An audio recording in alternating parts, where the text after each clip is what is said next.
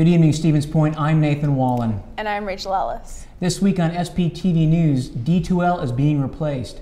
UWSP's fall musical is premiering next weekend, and a UWSP history professor shares his view of the JFK assassination. We have all of this and more when we return.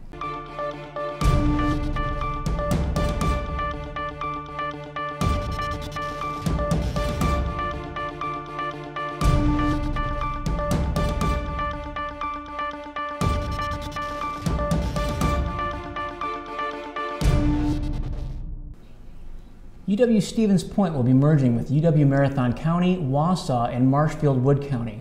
The restructuring of the schools is partly due to the low enrollment in all four schools. Already, many students from UW Marshfield and Wausau transferred to UW Stevens Point, so the reconstruction is believed to go smoothly. The goal of this project is to ensure healthy, prosperous, and sustainable communities for the campuses. The UW System Board of Regents will consider the restructuring proposal on November 9th. Pending their approval, this restructuring would be effective July 1st. While specific decisions are unknown, the transition will prioritize what is best for the students. Regardless of campus location, students and student government representatives will have an important role working with the Regional Campus Transition Committee to ensure students' needs are met. The Hmong and Southeast Asian Club's 17th annual dinner is coming soon. The dinner consists of a family-style meal prepared by Haziak members, entertainment, a keynote speaker, a craft sale, and a fashion show. The theme of this year is called A Taste of Doru, a story without words. The event will focus on how Southeastern Asian fine arts has had an impact on past and current generations.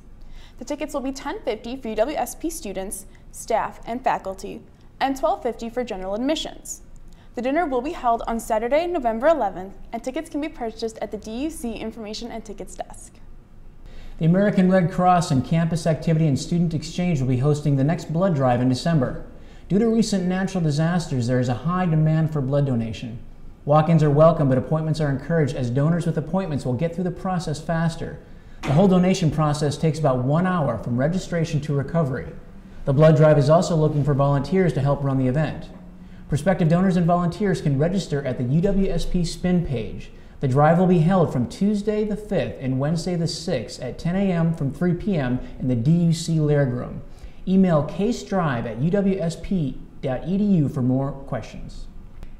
This past weekend, the Stevens Point community participated in Make a Difference Day and raked leaves for households in need. If you missed out, there are other volunteer opportunities available this fall. Students can build their resume with volunteer experiences and meet new people. The next volunteer event is a brisk fall cleanup on November 4th from 10 a.m. to 5 p.m. There is also Join the Club, Sundays with Seniors, and 'Tis the Season. The schedule of the events will be on the UWSP Spin calendar. For any questions on how to be involved, email Ashley at sieo@uwsp.edu. A space for healing is open for students at UWSP. This is a safe environment for those who have been impacted or are experiencing violence to connect with others. The goal of this project is to provide support healing for UWSP students. This place is without judgment or criticism, and people can discuss experiences as much or as little as they choose. The activities and structure of the space will be determined by participants.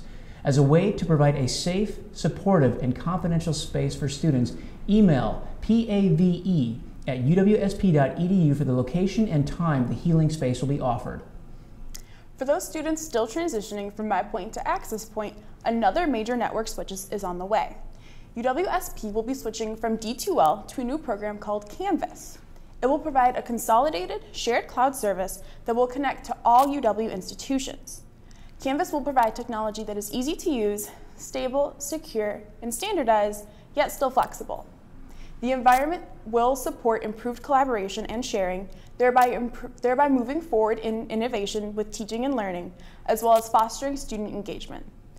The project timeline projects that all courses that are currently hosted in D2L will be on Canvas by fall of 2019, and a D2L shutdown will occur on June 30th of 2020. Instructors can expect to begin training and migrating courses this spring. Students can expect to start seeing courses offered. For more information, check the project's webpage at uwsp.edu/canvas. That is all of the news we have for you this evening. We'll be right back with sports after the break. Thanks, Sarah.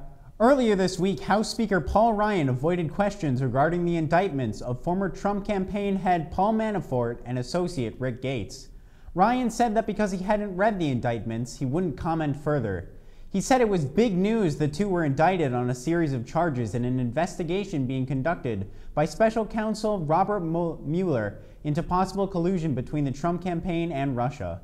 Senator Ron Johnson said the indictments don't change his views that Mueller should resign as special counsel due to a previous FBI investigation of Russian nuclear officials receiving bribes to purchase uranium from the U.S. while Mueller was director.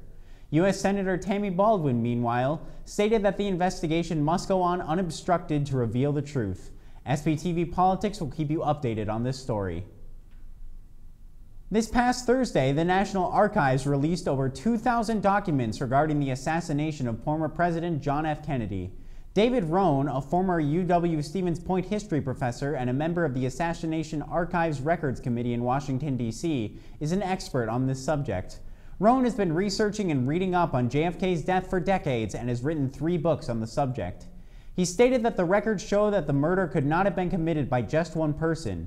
It would require someone shooting from behind and front to inflict the wounds, which is supported by multiple testimonies and the autopsy report.